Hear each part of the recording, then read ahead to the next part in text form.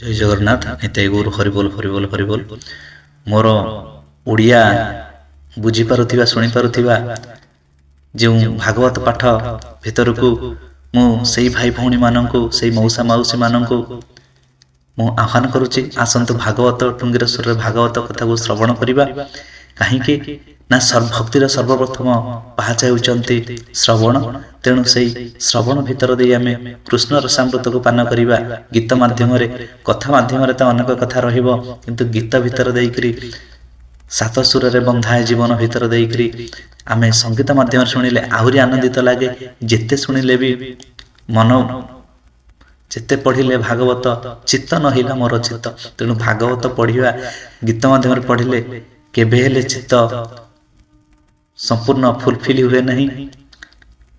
କାହିଁକି ନା କୃଷ୍ଣଙ୍କର ରସାମୃତ ଏଥିରେ ଅଛି, ତାଙ୍କର ଲୀଳା ରହସ୍ୟ ସବୁ ଏଇ ଭାଗବତ କଥା ଭିତରେ ଅଛି। ଆସନ୍ତୁ ସମସ୍ତେ ସେଇ ଭାଗବତ କଥାକୁ ଟିକେ ଶ୍ରବଣ କରିବା। ମୁଁ ପଠନ ପାଠନ ଭିତର ଦେଇକରି ମୁଁ ପଢ଼ୁଛି, ଆପଣମାନେ ଶ୍ରବଣ କରନ୍ତୁ। ତା ପୂର୍ବରୁ ସେହି ଗୁରୁ ଗୋବିନ୍ଦଙ୍କର ଚରଣ କମଳକୁ ଧ୍ୟାନ କରି ରାଧାକାନ୍ତଙ୍କର ଚରଣାରବିନ୍ଦରେ ନିଜର ମତିକୁ ସମର୍ପଣ କରିଦେଇ ଆମେ ଭାଗବତ ପାଠ ଭିତରକୁ ପ୍ରବେଶ କରିବା। ଓମ୍ ଗୁରୁର୍ ବ୍ରହ୍ମା ଗୁରୁର୍ ବିଷ୍ଣୁ ଗୁରୁଃ ଦେବ ମହେଶ୍ୱର ଗୁରୁ ସାକ୍ଷାତ୍ ପରଂ ବ୍ରହ୍ମା ତସ୍ମୈ ଶ୍ରୀ ଗୁରବେ ନମଃ। हे कृष्ण करुणा सिंधु दीनबंधु जगत्पते गोपेश गोपिका कांत राधा कांत नमस्तुते। तप्त कंचन गौरांगी राधे वृंदावनेश्वरी वृषभानुसुते देवी प्रणमामि हरिप्रिये। ओम नारायणं नमस्कृत्यं नरं चैव नरोत्तमं देवीं सरस्वतीं व्यासं ततो जयमुदीरयेत्। मूकं करोति वाचालं पङ्गुं लङ्घयते गिरिं यत्कृपातमहं वन्दे परमानन्दमाधवम्। निगमकल्पतरोर्गलितं फलं शुकमुखाद अमृतद्रवसंयुक्तं पिबत भागवतं रसमालिं मुहुरहो रसिका भुवि भावुका। से जो सुखदेव गोस्वामी बा सुखदेव गोस्वामीଙ୍କର ସେ ଯେଉଁ ମୁଖରୁ ଯେଉଁ ଭାଗବତ କଥା ଆମେ ଶୁଣିଲେ, ଯାହାକି ଦେବାଦିଦେବ ମହାଦେବଙ୍କ ପାଖରୁ ସୁଖଦେବ ଗୋସ୍ୱାମୀ ଶୁଣିଥିଲେ। ଗୋଟେ ସେତେବେଳେ ଶୁଆ ରୂପରେ ଜନ୍ମ ହୋଇଛନ୍ତି, ତାଙ୍କ ନାଁ ସୁଖଦେବ ରଖା ହେଇଛି। ତେଣୁ ପୂର୍ବ ଜନ୍ମିତ ସେଇ ଯେଉଁ ତାଙ୍କର ଆରାଧ୍ୟ ବା ସେଇ ଯେଉଁ ପ୍ରଭୁ ଭୋଲେନାଥଙ୍କର ଆରାଧ୍ୟଙ୍କର କଥା ଶ୍ରବଣ କରିଛନ୍ତି, ଭଗବାନଙ୍କର ଲୀଳା ଶ୍ରବଣ କରିଛନ୍ତି ଭୋଲେନାଥଙ୍କ ପାଖରୁ। ଯେହେତୁ ସେ ଶୁକ ଚଢ଼େଇଟିଏ ଥିଲେ, ସେଥିପାଇଁ ତାଙ୍କର ପୂର୍ବ ଜନ୍ମ ହିସାବରେ ତାଙ୍କ ନାମ ସୁଖଦେବ ଦିଆଯାଇଛି। ଏଇଟା ମୁଁ ଶୁଣିଛି, ଆଉ ଅନ୍ୟମାନେ ଆଉ କିଛି ବି ଶୁଣିଥିବେ। ତେଣୁ ଆସନ୍ତୁ, ତାଙ୍କର ଯେଉଁ ମୁଖ ବାଜି ଯାଇଛି ଶୁଆ ଚଢ଼େଇଟିଏ ଯଦି କୌଣସି ଜିନିଷକୁ ଖୁମ୍ପି ଦେଇଥିବ, ଆଜ୍ଞା ଦେଖିବେ ସେ ଆମ୍ବଟି ଯଦି ଫଳଟି ବହୁତ ମିଠା ଲାଗେ। ଆମ୍ବ ହେଉ ବା ଯେକୌଣସି ଫଳ ହେଉ। ତେଣୁ ଏଠି ସୁଖଦେବ ଗୋସ୍ୱାମୀ ଯେତେବେଳେ ତାଙ୍କ ମୁଖରୁ ଅମୃତ ସୁକ ମୁଖାଦ ଅମୃତ ଦ୍ରବ ସଂଯୁକ୍ତ, ତେଣୁ କେତେ ମଧୁର କଥା। ଆସନ୍ତୁ ସେଇ ଭାଗବତ ଟୁଙ୍ଗିରେ ଶ୍ରବଣ କରିବା। ଆମେ ଚତୁର୍ଥ ସ୍କନ୍ଧର 21 ଅଧ୍ୟାୟ ସେଇ ଯେଉଁ କଥା ଥିଲା ପୃଥୁଙ୍କର କଥା, ପୃଥୁଙ୍କର ଚରିତ୍ର ଭିତର ଦେଇକରି ଯେଉଁ କଥା ଥିଲା, ସେଇ କଥା ଯାହା ଅଧା ଥିଲା ଆମେ ଶ୍ରବଣ କରିବା। ଏବେ ହୋ ଶୁଣ ବିଷ୍ଣୁ ଗାଥା କହିବି ପୃଥୁ ଯଜ୍ଞ କଥା। ମିଳି ସକଳ ମୁନି ଜନେ ସନ୍ତୋଷେ ପୃଥୁ ସନ୍ନିଧାନେ। ଯଜ୍ଞ କରିଣ ଉଦବେଗେ ସର୍ବସମ୍ଭାର ନାନା ଭାବେ। ଆରମ୍ଭ କଲେ ବ୍ରହ୍ମାବର୍ତ୍ତେ ସୁପ୍ରାଚୀ ସରସ୍ୱତୀ ତୀର୍ଥେ। ଇନ୍ଦ୍ରାଦି ସର୍ବ ଦେବେ ଆସି ଯଜ୍ଞ ଉତ୍ସବ ଘରେ ପଶି। ସେ ଯଜ୍ଞ ପତି ହରି ମନ୍ତ୍ର ଆଧାନେ ତାଙ୍କୁ ବରି।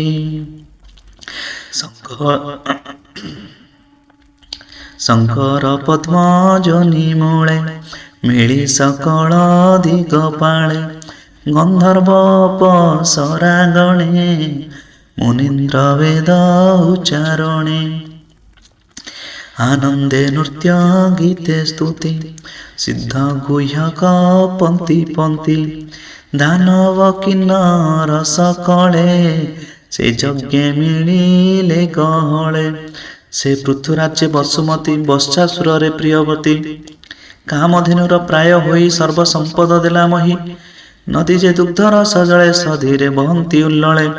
ଘୃତ ସଂଯୋଗ ଦଧି ଅନ୍ନେ ତ ସେ ଭୁଞ୍ଜନ୍ତି ସର୍ବଜନେ। ସର୍ବବୃକ୍ଷରେ ମଧୁପନ୍ତି ଜିମୁତ ପ୍ରାୟ ବରସନ୍ତି। ସମୁଦ୍ରେ ନାନା ରତ୍ନେ ପୁରୀ ଗର୍ଜନ୍ତି ଉଲ୍ଲଳ ଲହରୀ। ସର୍ବତ୍ର ତୋଷୀ ଦୁଗ୍ଧନ ଦେଇ ରଞ୍ଜିଲେ ପୃଥୁ ମନ। ଲୋକପାଳକ ଲୋକ ତୁଲେ ସର୍ବସମ୍ଭାର ଶସ୍ୟ ତୁଲେ। ଯଜ୍ଞ କରଣ ବିଷ୍ଣୁ ଅର୍ଥେ ସର୍ବସମ୍ପାଦିଲେ ସମସ୍ତେ। ପୃଥୁର ଯଜ୍ଞାରମ୍ଭେ ଚାହିଁ ବାସବ ମନେ ବିଚାରଇ। ଏ ପୃଥୁ ସତ ତ୍ରତୁ କଲେ ଲଭିବ ଇନ୍ଦ୍ର ପଦ ଭଲେ। ମୋର ସମ୍ପଦ ଜୀବନାଶ ଏମନ୍ତ ବୋଲି ଛାଡ଼େ ଶ୍ୱାସ। ଇନ୍ଦ୍ର ଆସିଛନ୍ତି ପୃଥୁଙ୍କର ଘୋଡ଼ାକୁ ଚୋରି କରି ନେଇଯିବେ। ଆଉ ପୃଥୁଙ୍କର ଯଜ୍ଞ ସମ୍ପାଦନ ହେବନି। କାହିଁକି ନା କାଳେ ପୃଥୁ ଭାବୁଛନ୍ତି କି ସେ ଇନ୍ଦ୍ରପଦ ନେବେ ବୋଲି। ହେଲେ ଇନ୍ଦ୍ର ଜାଣିପାରୁନାହାନ୍ତି ଯେ ମହାରାଜ ପୃଥୁ ହଉଛନ୍ତି ସେଇ ବିଷ୍ଣୁଙ୍କ ଅବତାର ବୋଲି। ଆଉ ଟିକେ ଶୁଣିବା କଣ ନା ମୋର ସମ୍ପଦ ଜୀବନାଶ ଏମନ୍ତ ବୋଲି ଛାଡ଼େ ଶ୍ୱାସ। ଯଜ୍ଞର କିଛି ଦିନ ଅନ୍ତେ ଆତ୍ମାର ହିତ ଚିନ୍ତି ଚିତେ। ଯଜ୍ଞ ପଶୁକୁ ହରି ନେଲା ନିଜ ଭୁବନେ ବିଜେ କଲା। ଆକାଶ ମାର୍ଗେ ଇନ୍ଦ୍ର ଗଲା ପାଷାଣ୍ଡ ଧର୍ମ ଆଚରିଲା। ଧର୍ମେ ବିଭ୍ରମ ତାର ମନ ସଭୟ ଚିତ୍ତେ ଛନ ଛନ। ଯୋଉ ପାଷାଣ୍ଡ ପ୍ରବୃତ୍ତି ଯୋଉ କହନ୍ତି ନାହିଁ ସେମାନେ ସବୁ ବିଭିନ୍ନ ବିଭିନ୍ନ ରୂପ ନେଇକିରି ଆସନ୍ତି। ଆଜି ଇନ୍ଦ୍ର ସେଇ ପାଷାଣ୍ଡ ରୂପ ନେଇକିରି ଆସିଛନ୍ତି। କଣ କଣ ସବୁ ରୂପ ଆଗକୁ ଆମେ ଶୁଣିବା। ଧର୍ମେ ବିଭ୍ରମ ତାର ମନ ସଭୟ ଚିତ୍ତେ ଛନ ଛନ। ଅତ୍ରି ଯେ ଥିଲେ ଯଜ୍ଞଶାଳେ ଅଶ୍ୱର ହରଣ ଜାଣିଲେ। ପୃଥୁ ପୁତ୍ରକୁ ରାଇ ବେଗେ ଇନ୍ଦ୍ରର କର୍ମ ତାଙ୍କ ଆଗେ। କହିଲେ ଅଶ୍ୱହର ବାଣୀ ପୃଥୁ ନନ୍ଦନ ତାହା ଶୁଣି। ଧନୁକ ସର ଘେନି ହସ୍ତେ ବେଗେ ଧାଇଁଲା ଶୂନ୍ୟ ପଥେ। ଡାକଇ ରହ ରହ ବାଣୀ ସଭୟେ ଇନ୍ଦ୍ର ତାହା ଶୁଣି। ନିଜ ଶରୀର ଛିନ୍ନ କଲା ଜଟିଳ ରୂପ ପ୍ରକାଶିଲା। ଭସ୍ମଭୂଷିତ ବେଶ ଚାହିଁ ପୃଥୁ ନନ୍ଦନ ବିଚାରଇ। ଜଟିଳ ଭସ୍ମ ଏହା ଗାତ୍ରେ ଏହାକୁ ମାରିବି କେମନ୍ତେ। ହେମନ୍ତ ମନେ ବିଚାରିଲା ଇନ୍ଦ୍ରକୁ ବାଟ ନ ଛାଡ଼ିଲା। ତାର ରହିବା ପଥ ଦେଖି ଅତ୍ରି ଯଜ୍ଞଶାଳ ଉପେକ୍ଷୀ ଡାକଇ ମାର ମାର ବେଗେ। ତା ଶୁଣି ଇନ୍ଦ୍ର ଶୂନ୍ୟ ମାର୍ଗେ ବହେ ଚାହିଁଲା ଦଶ ଦିଶେ ସୁହାବେ କେହି ନାହିଁ ପାଶେ। କହି ଇନ୍ଦ୍ର ବେଗେ ମାର ସୁହାବେ ଯଜ୍ଞ ଅଶ୍ୱଚୋର। ହେମନ୍ତ ଅତ୍ରିର ବଚନେ ଜାଣି ଧାଇଁଲା କୋପମନେ। ଧାମଇ ଅତି କ୍ରୋଧ କରି ହସ୍ତିକି ଯେସନେ କେଶରୀ। ବାସବ ଦେଖି ତ୍ରାସ ମନେ ଅଶ୍ୱକୁ ଛାଡ଼ି ଅନ୍ତର୍ଧ୍ୟାନେ। ଛାଡ଼ି ଦେଇଛନ୍ତି ଡରିକି। ମହାରାଜା ପୃଥୁ ଆଜି ତାଙ୍କୁ ଧରି ପକେଇଛନ୍ତି ଇନ୍ଦ୍ରକୁ। ଘରେ ଛାଟି ପିଟି ହେଇ ପଳେଇଛନ୍ତି। ଦେହକୁ ଶୂନ୍ୟ କରି ଦେଇ ପଳେଇଛନ୍ତି। ହୋଇଲା ଶୂନ୍ୟ ମଧ୍ୟେ ଯାଇ ପୃଥୁ ନନ୍ଦନ ବିଚାରଇ। ପରଶୁ ଘେନି ମହାରସେ ଇନ୍ଦ୍ରକୁ ଚାହିଁ ଦଶ ଦିଶେ। ନ ଦେଖି ପୁଣ ଯଜ୍ଞ ସ୍ଥାନେ ମିଳିଲା ଅତ୍ରି ସନ୍ନିଧାନେ। ତାହାକୁ ରଜୁ ହସ୍ତେ ଧରି ଅତ୍ରି ଚରଣେ ନମସ୍କାରୀ। ତାର ଅଦ୍ଭୁତ କର୍ମ ଦେଖି ମୁନିଏ ନାମ ଉପଲକ୍ଷୀ। ବିଷ୍ଣୁ ଚାରି ପୁଣ୍ୟ ଧାମ ଦେଲେ ସେ ବିଜିତା ସ୍ୱନାମ। ହେମନ୍ତେ ରଜନୀ ପ୍ରବେଶେ ଇନ୍ଦ୍ର ଯେ ମିଳି ଯଜ୍ଞ ଦେଶେ। ବିଚାରି ଅନ୍ଧକାର ଛଳେ ଅଶ୍ୱକୁ ପୁଣି ନେଲା ବଳେ।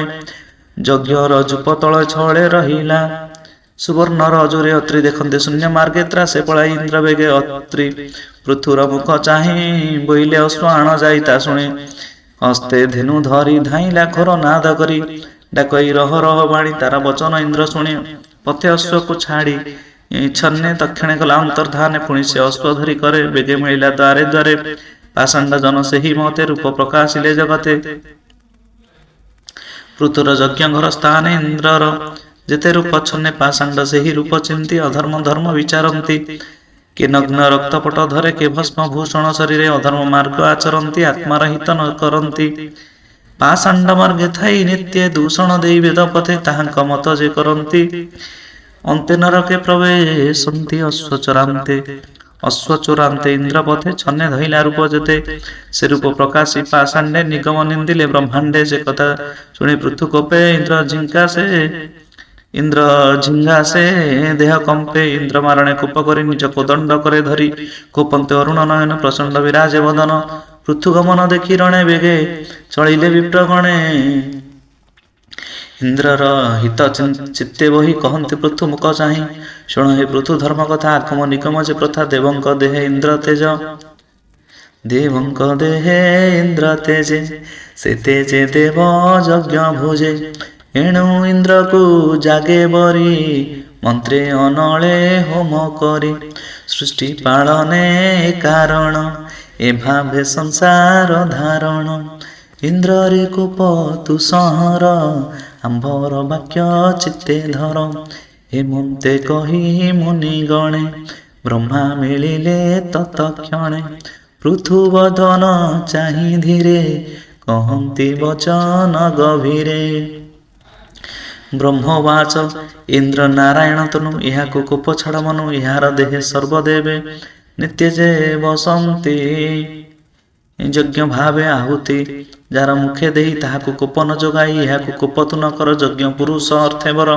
ଏ ଧର୍ମ ପରମ କାରଣ ଅଶେଷ ସୃଷ୍ଟିର ଧାରଣ ଏ ଯଜ୍ଞ ଦ୍ରୋହ କର୍ମ କଲା ପାଷାଣ୍ଡ ପଥ ବିଚାରିଲା ପାଷାଣ୍ଡ ଉଦ୍ଧାରିବା ଅର୍ଥେ ତୋ ଅବତାର ଏ ଜଗତେ ବେଣୁର ଦେହେ ଯେତେ ଦୋଷ ତୋ ଜନ୍ମ କଲା ତାହା ନାଶ ତୁ ଏବେ ମୋର ବୋଲ କର ପାଷାଣ୍ଡ ସୃଷ୍ଟିକି ଉଦ୍ଧର ଏମନ୍ତ ବ୍ରହ୍ମାର ବଚନେ ଇନ୍ଦ୍ରକୁ କୋପ ଛାଡ଼ି ମନେ ଯୋଗେ ତୋଷିଲେ ସର୍ବଜନେ ଅନ୍ନବସନ ଜଳଦାନେ ସେ ବିପ୍ରଜନେ ହୋଇ ତୋଷ ପୃଥୁକୁ କରନ୍ତି ଆଶିଷ ବ୍ରହ୍ମବାଚ ତୋର ବଚନେ ସର୍ବଦେବେ ତୋ ସେ ହୋଇଲେ ଯଜ୍ଞ ଭାବେ ଅନ୍ତେ କହି ପଦ୍ମଜୋନି ସଙ୍ଗେ ସକାଳ ବିପ୍ର ଘେନି ମୈତ୍ର ବାଚ ଦକ୍ଷିଣେ ଗଲେ ନିଜ ସ୍ଥାନେ ଶୁଣ ବିଦୁର ତ ସମନେ ପୃଥୁ ଯଜ୍ଞକୁ ଭଗବାନ ଇନ୍ଦ୍ର ସହିତେ ଆଗମନ କରି ପୂଜନ୍ତି ସେହି ହେଳେ ରାଜାକୁ ଏପରି କହିଲେ ଶ୍ରୀ ଭଗବାନ ବାଚ ଇନ୍ଦ୍ର ତୁମର ବିଘ୍ନ କଲା ଏବେ ସେ କ୍ଷମା ଯେ ଚାହିଁଲା ଏହାକୁ କ୍ଷମା ଦିଅ ତୁମ୍ଭେ ଶୁଣ ଯା କହୁଛି ପ୍ରସ୍ତାବେ ସୁବୁଦ୍ଧି ସାଧୁ ଯେ ପ୍ରଧାନ ହିଂସା ନ କରେ କଦାଚନ ଏପରି ଜ୍ଞାନ ତାଙ୍କ ଅଛି ଶରୀର ଆତ୍ମା ନୁହେଁ କିଛି ପୁରୁଷ ମାନେ ତୁମ୍ଭ ତୁଲେ ଦୈବୀ ମାୟାରେ ମୁଗ୍ଧ ହେଲେ ବୃଦ୍ଧ ସେବା ଯେ ଦୀର୍ଘ କାଳ ହୁଇ ନିଶ୍ଚୟ ନିଷ୍ଫଳ ବିଦ୍ୱାନ ପୁରୁଷ ଦେହକୁ ଅବିଦ୍ୟା କାମ୍ୟ କର୍ମ ତାକୁ ଆରବ୍ଧ ବୋଲି ଜାଣି ଭଲେ ନୁହନ୍ତି ଆସକ୍ତ ଯହିଁ ତହିଁରେ ଏହି ଯେ ଆତ୍ମା ଦେହୁ ଭିନ୍ନ ଆତ୍ମା ଯେ କହି ନିର୍ଗୁଣ ଆତ୍ମା ଯେ ଅଟେ ସର୍ବବ୍ୟାପୀ ପୁଣି ସେ ଅଟେ ସାକ୍ଷୀ ରୂପୀ ଏହା ଯେ ଜାଣଇ ନିଶ୍ଚୟ ସେ କରେ ସଦା ଆତ୍ମା ଲୟ ନିଷ୍କାମ ଶ୍ରଦ୍ଧାନ୍ୱିତ ହୋଇ ମୋର ଭଜନ ଯେ କରଇ କର୍ମ କ୍ରମରେ ତାର ମନ ମୋଠାରେ ହୋଇ ପ୍ରସନ୍ନ ମନ ପ୍ରସନ୍ନ ତାର ହେଲେ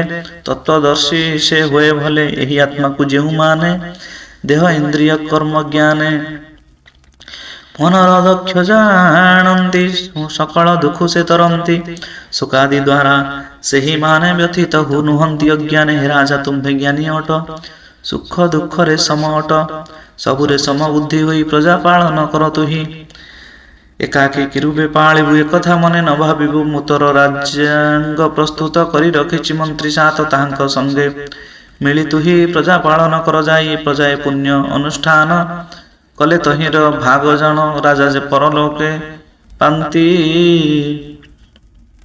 ଷଷ୍ଠ ବିଭାଗ ନାହିଁ ଭ୍ରାନ୍ତି ଯେ ରାଜା ପ୍ରଜାଙ୍କୁ ନ ପାଳେ ତାହାର ପୁଣ୍ୟ ହରିବଳେ ପ୍ରଜାଏ ନିଅନ୍ତି ଯେ ଜାଣ ଏଠାରେ ଅନ୍ୟଥା ନାମଣ ତୋର ଗୃହରେ ତୁ ଦେଖିବୁ ଏଥିରେ ଆନ ନ ଭାବିବୁ ଏଥିରେ ତୋର ମନ ଥିଲେ ସିଦ୍ଧ ମହିଷ ଆଦି ତୁଲେ ହେ ରାଜା ତୋର ସଦଗୁଣେ ବସ ହୋଇଛି ଏହି କ୍ଷଣେ ଯେବରେ ତୋର ଇଚ୍ଛା ହୁଏ ମାଗିଲେ ଦେବି ମୁଁ ନିଶ୍ଚୟ ଯଜ୍ଞ ତପସ୍ୟା ଯୋଗ ଆଦିରେ ପ୍ରାପ୍ୟ ମୁଁ ନୁହଁ ଏହି ସଂସାରେ ଯାହାର ଭେଦ ଜ୍ଞାନ ନାହିଁ ତାହା ନିକଟେ ଥାଏ ମୁହିଁ ଯାହାର ଭେଦ ଜ୍ଞାନ ନାହିଁ ତାହା ନିକଟେ ଥାଏ ମୁହିଁ ମୈତ୍ରବାଚ। କୋଉଠି ଭଗବାନ ରୁହନ୍ତି? ଯେ ପର ଭେଦଭାବ କରନ୍ତିନି, ସୁଖ ଦୁଃଖରେ ରୁହନ୍ତି, ସମତ୍ଵ ଭାବ ରଖି ସେଇଟା ନାହିଁ ପ୍ରଭୁ ଥାନ୍ତି, ଯାହାକି ଗୀତାରେ କୁହାଯାଇଛି। ଆପଣମାନେ ଗୀତା ବି ଶୁଣନ୍ତୁ। ମୈତ୍ରବାଚ ମୈତ୍ର କହୁଛନ୍ତି, ରାଜା ପ୍ରଭୁଙ୍କ ଆଜ୍ଞା ମାନ ମସ୍ତକେ କଲା ଯେ ଧାରଣ ଇନ୍ଦ୍ରଦେବ ଯେ ଏ ସମୟେ ଆପଣା ଦୋଷେ ଲଜ୍ଜା ପାଏ ରାଜାଙ୍କୁ କ୍ଷମା ସେ ମାଗିଲା ତାହାଙ୍କ ଚରଣ ଛୁଇଁଲା ପୃଥୁ ଯେ ତହିଁ ଆଲିଙ୍ଗନ କରି ତୋଷିଲେ ଇନ୍ଦ୍ରମନ ୟନ୍ତେ ପ୍ରଭୁ ଭଗବାନ ଉଦ୍ୟମ କଲେ ସେ ପ୍ରସ୍ଥାନ କିନ୍ତୁ ପୃଥୁକୁ ବର ଦେବା ଅଭିପ୍ରାୟରେ ହେଲେ ଉଭା ଏ ଅବସରେ ପୃଥୁରାଜା ପ୍ରଭୁ ପକାରେ କଲା ପୂଜା ଭକ୍ତି ସହିତ ସେ ଚରଣ କମଳ କଲା ସେ ଧାରଣ ସେ ପଦ୍ମ ପଳାଶ ଲୋଚନ କୃପା ଯେ କଲେ ବରଷଣ ପୃଥୁ ତାହାଙ୍କ ଦର୍ଶନ ସ୍ତବ କରଣେ କଲା ମନ ଲୋଚନ ଅଶ୍ରୁରେ ପୂରଣ ହେବାରୁ ନ କଲା ଦର୍ଶନ ବାଷ୍ପରେ ଗଦଗଦ ହେଲା ସ୍ତୁତି ସେ କରି ନ ପାରିଲା ତୃଷ୍ଣୀ ଭାବରେ ରହି କରିଆ ଲିଙ୍ଗେ ପୃଥୁ ଯେ ଶ୍ରୀହରି ଚକ୍ଷୁରୁ ଜଳ ପୋଛି କରି ପୃଥୁ ଯେ ଚାହିଁଲା ଶ୍ରୀହରି ଆପଣା ଚରଣ ସ୍ଥାପିଲେ ଭୂମିରେ ସେ ଜାଣ ଗରୁଡ଼ ସ୍କନ୍ଧେ ହାତ ଦେଇ ଉଭା ହୋଇଲେ ଭାବଗ୍ରାହୀ ପୁତ୍ରୁବାଚ ହେ ଦେବ ଦେବଙ୍କର ଦେବ ମତେ ଦୁଃଖ ନିସ୍ତରିବ ଯେ ବ୍ୟକ୍ତି ଜ୍ଞାନୀ ହୋଇଥିବ ଭୋଗ ବିଳାସ ନ ମାଗିବ ନାରକୀ ମାନଙ୍କର ଅଛି ଏହା ମୁଁ ପ୍ରତ୍ୟକ୍ଷ ଜାଣୁଛି ହେ ପ୍ରଭୁ ଏହା ମୁଁ ମାଗି 10,000 ସ୍ୱର୍ଣ୍ଣ ଦେଇ ପୁରାଅ ମୋର ମନୋଭାବ ଶୁଣିବି ତୁମ୍ଭର ପ୍ରସ୍ତାବ ଯାହା ଶୁଣିନ ଯୋଗୀ ଜନେ ନିଶ୍ଚଳ ଥାନ୍ତି ରାତ୍ର ଦିନେ ଯେ ମକରନ୍ଦ ପାନ କରି ଏ ଭବ ସାଗରୁ ନିସ୍ତରୀ ଶ୍ରୀଚରଣ ଯେ ମକରନ୍ଦ ଦିହେ ପରମ ଆନନ୍ଦ ଏହା ମୁଁ ମାଗୁଛି ଶ୍ରୀହରି ହେ ଦିଅ ପ୍ରଭୁ ଦୟା କରି ପୃଥୁର ସ୍ତୁତି ଶୁଣି କରି କହନ୍ତି ବଚନ ବିସ୍ତାରିଛି ଭଗବାନ ବାଚ ଭକ୍ତି ନିମିତ୍ତ ଅଭିଳାଷ ହୋଇଛି ତୋହର ନରେଶ ତୋହର ବିଶେଷ ଭକତି ରହିବି ନିଶ୍ଚୟ ଆମ୍ଭ ପ୍ରତି ତୋହର ବିଶେଷ ଭକତି ରହିବ ନିଶ୍ଚୟ ଆମ୍ଭ ପ୍ରତି ପ୍ରବଳ ଭାଗ୍ୟ ରୁଟି ଜାଣ ଏପରି ବୁଦ୍ଧି ହେଲା ଶୁଣ ଏହି ବୁଦ୍ଧିରେ ମହାଜ୍ୟୋତି ମୋହ ମାୟାରୁ ତରି ଯାନ୍ତି ମୋର ଆଜ୍ଞାକୁ ପାଳୁଥିଲେ ତୋର ମଙ୍ଗଳ ହେବ ଭଲେ ଏହି ପ୍ରକାରେ ମହାବାହୁ ଆନନ୍ଦେ ପ୍ରକାଶିଲେ ତହୁଁ ପୃଥୁ ତାହାଙ୍କୁ ପୂଜା କଲା ଦେବତା ଋଷି ଆଦି ମେଳା ରୀତିଜ ପାର୍ଷଦ ସହିତ ଯଜ୍ଞକୁ ଆସିଥିଲେ ଯେତେ ଯଥା ଯୋଗ୍ୟରେ ପୂଜା କଲା ସବୁ ଦେବଙ୍କୁ ସନ୍ତୋଷିଲା ଶ୍ରୀହରି ଗମନର କାଳେ ରୀତିଜ ମନକୁ ହରିଲେ ଯହୁଁ ଚଳିଲେ ଭଗବାନ ପୃଥୁ ଚଳିଲା ନିଜ ଧାମ କହିବି ପ୍ରଜଗନ୍ନାଥ ଭାଷା ପ୍ରବନ୍ଧେ ଭାଗବତ